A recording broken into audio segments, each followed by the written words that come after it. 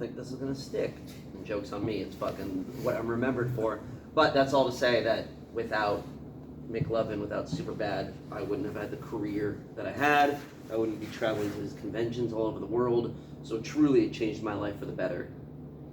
And yes. What was it like being a disaster artist? And if you could be in any bad movie, which bad movie would you pick? Okay, so I was in, that movie was not bad. That was the James Franco, Dave Franco remake of this is how the story's told of The Room. So that movie's really good. It was great to be in it. You know, Dave's one of my best friends, so to get to work with him was a delight. A bad movie. God, I don't want to offend anyone. You know, I don't want to say X movie and then they want to work with me. What's like a famously bad movie? What do you guys like? Catwoman. I'll play Catwoman. Put me in the suit. Okay. Why not? I'd look great. I got a female style body over here. I look great in a leather suit. We'll do that. All right. Anybody else got a question? Yeah. You've got a lot of kids stuff on your CV. Trolls, Train Your Dragon. Yes. And then a lot of movies that are very much not for kids. Yes. As a actor, what do you think? What do you find easier, making a child laugh or making an adult laugh? Oh, children. They want to laugh at anything, man. They laugh at farts, and that's the funniest thing on earth. You know what I mean? I feel like adults like hold it close to their chest. They're like, I don't want that guy to know he's funny, you know? But making kids movies, it's great. You get to go into a studio. You can wear sweatpants if you like. You get to read a line 20 different ways. Whereas on a movie set, you know, it's when you're filming, you can only do it one way. You can think of ideas and rehearse ideas, but when you go in front of a microphone, you can just riff on a line X amount of times, and it's great. You can do it big, you can do it small. So I'd say that that's probably easier, making a kid laugh. Prefer those gigs. Yeah. Well, I love them all. Love them all, but You love work. I love work. Love work. Anybody else? Yes. You've done various animated characters. Mhm. What's the oddest line you've ended up having to sort of do for one of those characters, or sound effect, or that sort I of mean, it always, I remember doing How to Train Your Dragon 1, 2, and 3, and all the TV shows in between. I think I did like 200 episodes of the show. It was always, you do the dialogue first, and that's really fun. And then at the end, they're like, okay, Jesus Christ, oh my God, what a fool.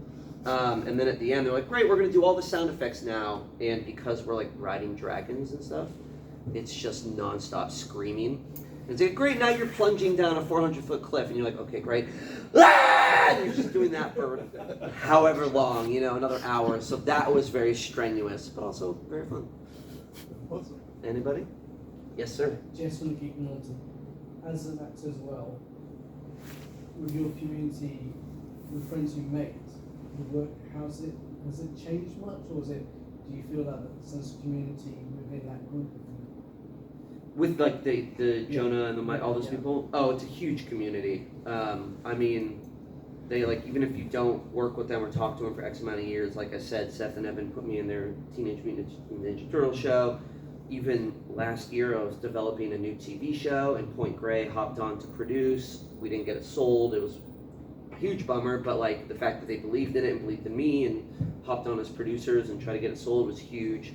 Yeah, I mean, like, they're all great. I really feel like Jonah and myself and Michael, Sarah, kind of have an unspoken bond after what happened with Superbad, because it was a very unique thing that happened to the three of us, where nobody really knew who we were, and then that movie came out, and it felt like being in like a weird college version of the Beatles. It's like everyone knew who we were, and that movie came out, and it was #1 at the box office for 2 weekends in a row, which is unheard of for a comedy.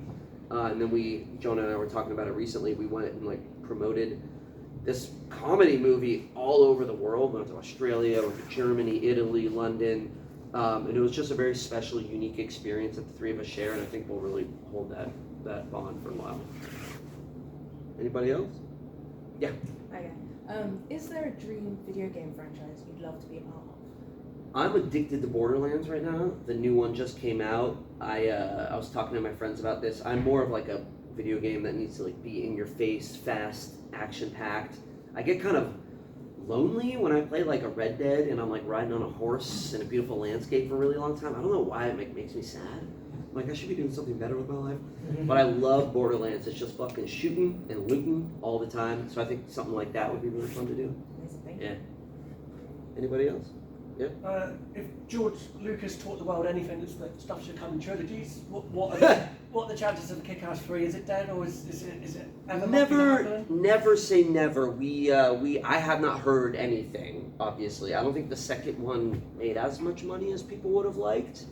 So I haven't heard anything, you know. But Matthew Vaughn and Mark Miller, I feel like they always work together. You know, Kingsman, they might have a new project coming out or something.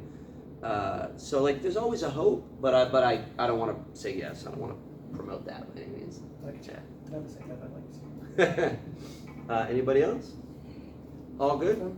Yes. So, how do you, when you do your voice work acting compared to your film acting, Yeah. do you use a different method? What's your methods? No, you know, no real methods there. I remember when I booked Dragons and Trolls, both of them are kind of chubby characters, and I asked the director, I was like, well, do you want me to like put on a voice? Do you want me to like create a new character? And they're like, no, we want your voice exactly as is. I was like, all right, makes my job a lot easier. So there wasn't like a crazy method. They wanted this voice coming out of those guys, so it wasn't anything too difficult. Yeah. Anything else? Yeah. You mentioned working with Seth and Evan, and possibly going back to that. You of course were in Kickass, and they now have this big superhero franchise or super whatever. Yeah. Anti-hero franchise. Any chance of, would you like to pop up in that, or is that going to be kind of too close to the Kickass sort of? Which show are you talking about? The Boys. Oh, the boys. I mean, they're done. I think they finished shooting the. But they've got spin-offs. They've got 3 spin-offs. Oh, I would love to. I'd love to be in a spin-off. Yeah. Yeah, they got what, Gen V, right? Gen Which is V great. and Fort Rising, which is the other. Yeah, I mean, if they come to, I'll do anything with those guys. You know what I mean? Like, I'll fucking rub their backs for free. Like, those guys have given me everything. So if they were to reach out and want me in those shows, 100%, I'd be honored. Yeah. You spoke about all your friends in the industry. I'm just wondering, with you being a gamer, is there a go-to game that you and the other guys just play all together in your spare time? So one of my best friends from the industry is Nicholas Braun, who was on Succession, Minutemen, all that. He's incredible. We used to play Call of Duty and Battlefield together all the time. And then that was like pre-Succession, then he booked Succession and got way too busy. But we would game on those for sure, a lot. Nice. And you playing the new Battlefield? Not yet. No, I'm dialed into Borderlands. I can't really go back and forth between games. My brain is just like, gotta beat this what I got cooking right here, you know, and then I can jump. I'm kind of like that with books and movies as well. Like, I gotta just finish what I'm on, but I want to play the new Battlefield. It's good. Yeah. I recommend it. Yeah, I'm down. Anything else?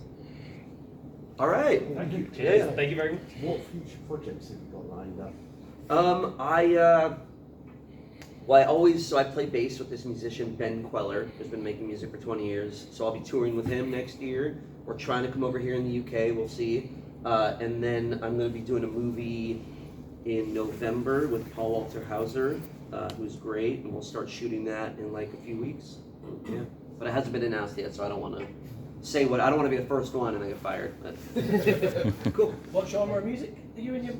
He makes indie rock. He's Okay. been around for like 20 years. So he was like pre-Strokes, pre-Dr. Dog, all that kind of indie rock music. He's great, and I play bass with him. Amazing. Yeah. Cool. Thanks, guys. Thank you very much. Thank you, Christopher.